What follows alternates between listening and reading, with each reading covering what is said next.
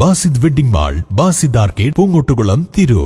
ലോക ഹൃദയ ദിനത്തോടനുബന്ധിച്ച് ശിഹാബ് തങ്ങൾ ഹോസ്പിറ്റലും ഫാത്തിമ ഹെൽത്ത് കെയർ കാർഡിയോളജി ഡിപ്പാർട്ട്മെന്റും സംയുക്തമായി ഹൃദ്രോഗ നിർണയ ക്യാമ്പ് സംഘടിപ്പിച്ചു. ഹൃദയദിനം ആശുപത്രി ചെയർമാൻ അബ്ദുറഹ്മാൻ എടത്താണി കേക്ക് മുറിച്ച് ഉദ്ഘാടനം ചെയ്തു. ലോക ഹൃദയ ദിനത്തോടനുബന്ധിച്ച് ശിഹാബ് തങ്ങൾ ഹോസ്പിറ്റലും ഫാത്തിമ ഹെൽത്ത് കെയർ കാർഡിയോളജി ഡിപ്പാർട്ട്മെന്റും സംയുക്തമായാണ് ഹൃദ്രോഗ നിർണയ ക്യാമ്പ് സംഘടിപ്പിച്ചത്.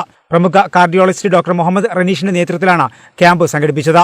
ക്യാമ്പിൽ 150ഓളം ആളുകളാണ് പങ്കെടുത്തത്. അത്യാധുനിക സൗകര്യങ്ങളോട് കൂടിയ 24 മണിക്കൂറും സജ്ജമാക്കിയ കാത്ത് cardiac emergency management team, angiogram, angioplasty, cardiac ICU എന്നീ സൗകര്യങ്ങൾ ഇപ്പോൾ ശിഹാബ് തങ്ങൾ ആശുപത്രിയിൽ ലഭ്യമാണ്.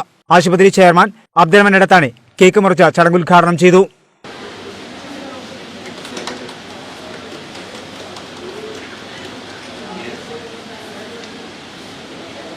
യൂസ് ഹാർട്ട് ഫോർ ആക്ഷൻ എന്ന വളരെ പ്രധാനപ്പെട്ട ഒരാശയം മുന്നോട്ട് വെച്ചാണ് ഈ വർഷത്തെ ലോക ഹൃദയ ദിനം നടക്കുന്നത്.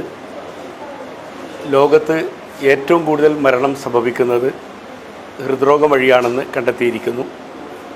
ഏകദേശം 2 കോടിയോളം ആളുകളാണ് ഓരോ വർഷവും ഇതുവഴി മരണപ്പെട്ടുകൊണ്ടിരിക്കുന്നത്.